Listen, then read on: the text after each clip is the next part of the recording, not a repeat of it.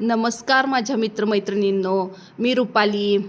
मी तुम्हाला बोललेच आहे की माझ्या रोजच्या जीवनातील घडामोडीतून, माझ्या रोजच्या कथेमधून तुम्हाला जगण्याचा कोणता तरी पॉझिटिव्ह मार्ग सापडावा म्हणून मी हे व्हिडिओ बनवते. मग मला बरेच दिवस झाले मध्ये लॉंग व्हिडिओ बनवता आलेच नाहीत, कारण काहीतरी कामं, जबाबदाऱ्या, येणं जाणं, परत निगेटिव्हिटी ही असतेच ना त्रास करायला. मग ते परत पाठवण्यासाठी काही रिच्युअल्स करावे लागतात, त्यात थोडा वेळ जातो. आपल्या धार्मिक कार्यामध्ये थोडा वेळ जातो. पण मी माझ्या मैत्रिणींना विसरलेली नाही आहे आणि कधीच विसरणारसुद्धा नाही. कारण तुम्हीसुद्धा माझ्यासारखेच पॉझिटिव्ह असाल याची मला खात्री आहे. आणि अशा पॉझिटिव्ह सोल्सपर्यंतच माझे व्हिडिओ जात असतील, जेणेकरून त्यांना जगण्याचा कोणता तरी नवा मार्ग सापडावा. हाच माझा उद्देश आहे. मी तुम्हाला बोललेच. मग ह्या पृथ्वीतलावर माझ्यासारख्या स्वभावाच्या सोल्स ह्या असतीलच ना, कारण प्रत्येकाच्या स्वभावाच्या ह्या पृथ्वीतलावर सोल्स हे असतातच. मग आता निगेटिव्ह लोकांची मेजॉरिटी जास्त आहेच, प्रत्येक ठिकाणी आता निगेटिव्हिटी आहे. मग ज्यावेळी अशा निगेटिव्ह लोकांच्या अवतीभोवती आपण म्हणजे पॉझिटिव्ह सोर्स अडकतात, त्यावेळी त्यांना खूप त्रास होतो. आणि त्यातून बाहेर कसं पडायचं, कोणता निर्णय घ्यायचा, कोणत्या पद्धतीनं प्रयत्न करायचे, हे मी तुम्हाला माझ्या अनुभवातून, माझ्या कथेतून रोज सांगण्याचा प्रयत्न करत असते. मग त्यातील पॉझिटिव्हिटी तुम्हीसुद्धा घ्या. तुम्हाला कोणत्या तरी प्रश्नाचं उत्तर सापडत नसेल, तुम्हाला काही अडचणी असतील, शारीरिक तक्रारी असतील, मानसिक त्रास कोणीतरी करत असेल, टॉर्चर करत असेल, तर त्याच्याशी कसं डील करायचं हे जर तुम्हाला समजत नसेल, तर तुम्ही मला कॉल करू शकता. माझा डिस्क्रिप्शन बॉक्समध्ये नंबरसुद्धा आहे. आणि हो, माझ्या व्हिडिओला लाईक, शेअर व सबस्क्राईबसुद्धा करा, जेणेकरून नवीन नवीन व्हिडिओ तुमच्यापर्यंत पोचतील. आता तसं सांगायचं झालं तर माझी ओळख मी तुम्हाला सुरुवातीला करून दिलेलीच आहे. मग अगदी असंच मी पूर्णपणे पॉझिटिव्ह होते म्हणजे कसं, आपल्या मनात शक्यतो कुणाबद्दल राग, द्वेष मुळात येणार नाही. आणि बालपणाचं वेगळं मी तुम्हाला बोललेच. त्यावेळी आपली बुद्धी ही अल्लड असते, अजून आपली परिपक्वता आलेली नसते. कोण द्वेष केले की आपण द्वेष करणार, ईर्ष्या केले की ईर्ष्या करणार. पण आता तसं नसतं ना. आयुष्याचे टक्के टोले काहून, सगळा त्रास सहन करून, काय बरं वाईट आहे समजून घेऊन, आयुष्यात संकट आल्यानंतर कशी लोकं असतात, आपली लोकं कशी वागतात, कशी राहतात, याच्यावरून आपण सगळे अनुभव घेतो. कारण आपण पॉझिटिव्ह सोल्स असतो. आणि निगेटिव्ह सोल्स असतात त्यांना काय हो, आयुष्यात किती संकट आलं, काय आलं, कोणी कसं वागलं, त्यांच्याशी काहीही त्यांचं देणं घेणं नसतं.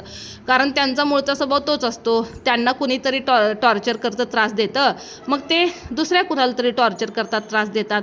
मग याचा त्रास पॉझिटिव्ह सोल्सलाच जास्त होतो.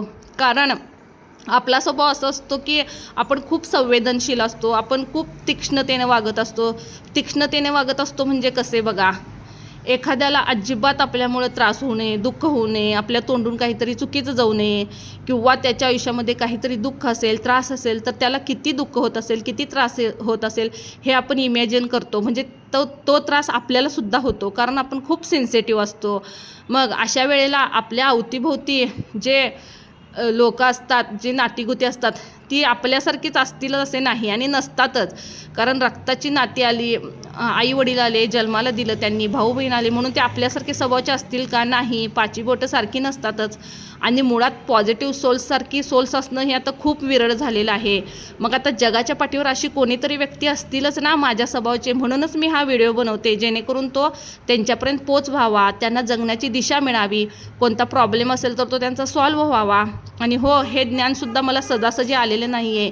मी खूप चटके सहन केले, खूप त्रासातून आले. ह्यात माझे पतीसुद्धा माझ्यासोबत होतेच, त्यांनासुद्धा जगाचा अनुभव आला. प्रत्येकजण आपल्यासारखे निर्मळ मनाचे नसतात, स्वच्छ मनाचे नसतात, हे अनुभव घेतल्यानंतर कळालं.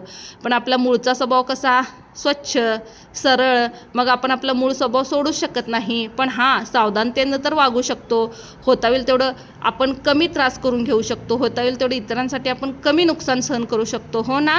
कारण आपला आत्मा, आपलं मन सांभाळणं हे आपलं पहिलं कर्तव्य आहे. आणि आपण काय करत जातो, इतरांसाठी फक्त करतच जातो, देतच जातो. आणि असं म्हणतात की फुकटात दिलेल्या कोणत्याच वस्तूला व्हॅल्यू नसते. अगदी तसंच आपण आपली वेळ, आपला पैसा, आपली शारीरिक क्षमता त्यांना देतो, पण त्यांना त्याची जाणीव असतेच असं नाही. आणि ज्यांना जाणीव असते तेच आपले सोलमेट असतात. परमेश्वरानं त्यांच्याशी आपले नाळ जोडून पाठवलेले असते. ते आपले दोन आपण शरीर असतो पण आपला एक आत्मा असतो. मग असं कुणी ना कुणी तुमच्या आयुष्यात असेलच ना तुम्हाला आधार देणारं. मग ती व्यक्ती म्हणजे परमेश्वरानं पाठवलेलीच आहे असं समजायचं आणि त्या व्यक्तीशी आपण एकरूप राहायचं, प्रामाणिक राहायचं, सरळ राहण्याचा प्रयत्न करायचा. समजा त्यांच्यामध्ये पण अशा निगेटिव्ह लोकांनी जर काहीतरी निगेटिव्हिटी त्यांच्या कानात भरली असेल किंवा त्यांना दिशाभूल केली असेल तर त्यांना पटवून देण्याचा प्रयत्न करायचा. आणि आपण पॉझिटिव्ह सोल्स असल्यामुळे आपण परमेश्वराच्या जवळ असतोच, हे तर खरं आहे ना. मग परमेश्वर जेव्हा अडचणी येतात तेव्हा मार्गसुद्धा दाखवतो. मग आपला साधेपणा, सरळपणा हा इतरांसाठी वीक पॉईंट असला तरी आपल्यासाठी तो प्लस पॉईंट असतो. कारण आपण इतर कुणाला चुकूनसुद्धा दुखवत नाही आणि जे आपल्याला दुखवतात त्यांच्याशी आपण पूर्णपणे वेगळे होण्याचा प्रयत्न करतो. आणि आपली अवतीभोवतीची नातीगोती काय म्हणतात, अरे एवढं कशाला, काय एवढं काय झालं जगावेगळं, कशाला तुला तुझं नातं तोडायला पाहिजे काय तर. पण आपण जे भोगलेलं असतो, आपण जे सहन केलेलं असतो ते आपल्यालाच माहिती असतं. आणि कसं असतं बघा, जे स्वतः स्वातंत्र्यात राहण्याचा प्रयत्न राहतात ते इतरांना पारतंत्र्यात ठेवण्याचा प्रयत्न असतात. मग असं का? मग बघा, स्वतःला स्वातंत्र्य हवं आहे, स्वतः पाहिजे तसं वागतील, कायद्याची चौकट सोडून वागतील, संस्कारांची चौकट सोडून वागतील. पण आपण पॉझिटिव्ह सोल्स शक्यतो आपण संस्कारी पद्धतीनेच राहतो, संस्कारी पद्धतीनेच आपण आपले प्रत्येक कार्य करतो, चौकटीत राहून वागतो. पण अशा लोकांना ते सुद्धा सहन होणार नाही.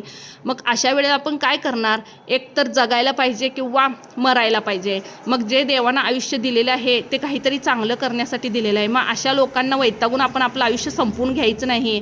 किंबहुना अशा लोकांना सडेतोड उत्तर देऊन, तोंड देऊन, समजा आपल्याला तिथं बोलतासुद्धा येत नसेल, विरोधात काही करता येत नसेल, कारण त्यांच्या बाजूने जास्त मेजॉरिटी असेल तर आपल्याला काहीच करता येत नसेल तर आपल्या कृतीतून ते करून दाखवायचं, त्यांना विरोध करून दाखवायचा, त्यांच्यापासून लांब जाण्याचा प्रयत्न करायचा आणि एक चांगुलपणाचं आपलं अस्तित्व निर्माण करायचं. त्यांनी आपल्याला त्रास दिला, दुःख दिलं म्हणून जगात आपण दुःख त्रास वाटायचं नाही, प्रेम वाटायचं. कारण जे देईल तेच आपल्याला मिळतं, हो ना. हा सिद्धांतच आहे. मग तुम्हीसुद्धा ह्या गोष्टीचा विचार करा. आणि हो, हे मी तुम्हाला मगाशी बोलले, मला माझ्या आयुष्यामध्ये मी तुम्हाला हे सांगत आहे पण मला हे सांगणारं कुणीच नव्हतं. मला अचानक एक दिवस ज्यावेळी मी वेगळं राहिले, दुसरीकडे राहायला आले, त्यावेळी मला माझ्या आयुष्याचा एक सुवर्ण काळ चालू झाला असं म्हटलं तरी चालेल. कारण आयुष्य म्हटल्यावर हे सगळी संकटं संपून जातात असं नाही, पण जे मोठं संकट होतं त्यापासून मी बाजूला गेले. कारण ज्या निगेटिव्ह लोकांनी मला अक्षरशः जगणं मुश्किल करून ठेवलेलं होतं त्यांच्यापासून मी बाजूला झाले. कारण चांगल्या लोकांचं काहीतरी ध्येय असतं, ह्या समाजासाठी काहीतरी करावं, समाजाच्या उपयोगाला पडावं. पण ह्या असे निगेटिव्ह नार्सिसिस्ट लोकांना ते बरंच वाटत नाही आणि त्यांच्या हातात असूनसुद्धा ते योग्य पद्धतीने योग्य गोष्टी वापरत नाहीत.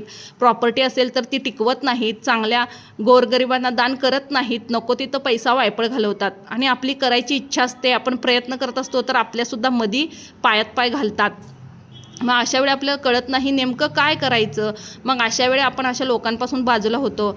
आणि ज्यावेळी मी मोबाईल पाहत होते त्यावेळी मला टॅरो रीडर्स म्हणून म्हणजे मोबाईलमध्ये बघायला मिळालं, व्हिडिओ बघायला मिळाला. त्यावेळी मला समजत गेलं की असं का घडत आहे, आपल्यासोबत असं का घडतं. आपण जेवढं इतरांशी प्रामाणिकपणाने वागायला जातो, आपली कमिटमेंट पाळतो, तेवढेच ते लोक आपल्या विरुद्ध जातात. मग त्यासाठी मी तुम्हाला एक उदाहरण देते. आता इथं मी लांब राहायला आल्यानंतर मला तसाच अनुभव आला. अवतीभोवतीची लोकं मला वाटलं चांगले असतील पण तसं नसतं. कारण आपल्यासारखी सोल्स म्हणजे अर्थ एंजल असतात, ते देवाने आपल्याला काहीतरी चांगलं कार्य करायसाठी पाठवलेलं असतं. मग हे टॅरो रीडर्स हे सगळेच आपली ही साखळी असते. निगेटिव्ह लोकांची कशी साखळी असते बघा, दरोडेखोर, गुंड, खोटारडी लोक, अगदी तसंच आपलीसुद्धा चांगल्या लोकांची साखळी असते. मग अशा कितीतरी टॅरो रीडर्स आहेत.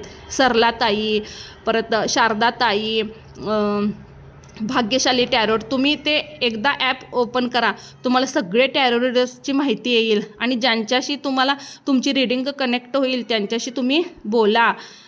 त्यांचे फीज असतात ते भरा, जास्त नसतात, पण तुमच्या आयुष्याचा प्रश्न सुटेल. आणि हो, एका प्रयत्नाने सुटेल असं नाही, पण तुम्ही पुन्हा पुन्हा प्रयत्न करा, त्यांच्या मार्गदर्शनाने जावा असं वाटतं ना आपल्याला की आयुष्यात आपण काहीच करू शकलो नाही, इतरांचाच विचार करत बसलो. चूक आपलीसुद्धा असते. आपण स्वतःला आधी प्रायोरिटी देत नाही. आधी आपण स्वतः मग इतर असं आपण म्हणायला हवं. पण आता तरी ते शिका. स्वतःला स्टँड घ्यायला शिका. स्वतःचं अस्तित्व निर्माण करण्याचा प्रयत्न करा. आणि कदाचित परमेश्वराला आपल्या हातून हेच तर करून घ्यायचं असेल, जे पॉझिटिव्ह सोल्स आहेत त्यांना त्यांची साखळी बनवून देवाला काहीतरी ह्या समाजामध्ये चांगलं घडावं अशी इच्छा असेल, म्हणून तर देवानं आपल्याला ह्यामध्ये ढकललं असेल ना, ह्या चांगल्या गोष्टी सांगण्यासाठी. मग असं समजायचं नाही की मी माझ्या आयुष्यात काहीच करू शकले नाही, किंबहुना आपण काही केलं नाही म्हणून तर आपण आज एवढं मोठं कार्य करत आहे, आणि ते म्हणजे अध्यात्माचं, पॉझिटिव्ह सोल्सचं. मग असे पॉझिटिव्ह सोल्स एकत्र येऊन काही काही करूच शकणार नाहीत असं होईल का हो? प्रत्येक जे दुःखात अडकलेले आहेत, जे निगेटिव्ह लोकांच्या विळख्यात अडकलेले आहेत, अशा लोकांसाठी आपण काहीतरी करू शकतो. आज आता मी हे बोलत आहे, ह्याचा फायदा जे पॉझिटिव्ह सोर्स आहेत त्यांना नक्कीच होणार आहे, आणि ते सुद्धा इतरांपर्यंत ती माहिती पोहोचवणार आहेत. तुमच्यामध्ये एखादी चांगली कला असेल, तुम्हाला असं वाटत असेल त्यात मला यश मिळेल का, मी हे कसं करू, तसं तुम्ही विचार करू नका. तुम्हाला जे येतं, जसं येतं ते प्रेझेंट करण्याचा प्रयत्न करा. तुम्ही यूट्यूबवर स्वतःचं चॅनल चालू करा. जसं जमेल तसं सुरुवात करा, पण थांबू नका. मलासुद्धा एवढं यूट्यूबमधली माहिती नाही आहे. मला व्हिडिओ असं कट अपडेट असं काही करता येत नाहीत. पण मी जे आहे ते प्रामाणिकपणाने बोलत आहे व सांगत आहे. माझा जो अनुभव आहे तोच मी तुम्हाला सांगत आहे. मग आता ही स्वातंत्र्यात राहणारी व्यक्ती कशा विचित्रच असतात. त्यांना कायद्याची चौकट नको असते, आणि दुसऱ्यांना मात्र प्रत्येक ठिकाणी कायद्याच्या चौकटीत अडकून पडतात. कितीही करा, काहीतरी चूक काढणारच, आपल्यावर बोट दाखवणारच. पण दुर्दैव असं की अशा लोकांपासून आपण जरी लांब गेलो, विभक्त झालो, तरीसुद्धा त्या लोकांना स्वतःची चूक कळतच नाही, आणि कळेल तरी ते कबूल करत नाहीत. मग अशा लोकांमध्ये आपण अडकून नाही राहायचं. आपण आपलं एक अस्तित्व निर्माण करायचं, एक चांगुलपणा निर्माण करायचं. त्यांच्यासोबत स्वार्थीपणा करत, अहंकाराने भांडत त्यांच्याशी नाही बसायचं. तू श्रेष्ठ काय, मी श्रेष्ठ, हा विषयच आपल्याला नको आहे. आपण आपलं वेगळं काहीतरी निर्माण करायचं, आणि ह्या जगाला काहीतरी चांगलं देऊन जायचं. हो ना? माझा हा व्हिडिओ आवडला असेल तर लाईक, शेअर, सबस्क्राईब करा. मी अनेकदा येईन असा एखादा नवीन विषय घेऊन. Bye bye.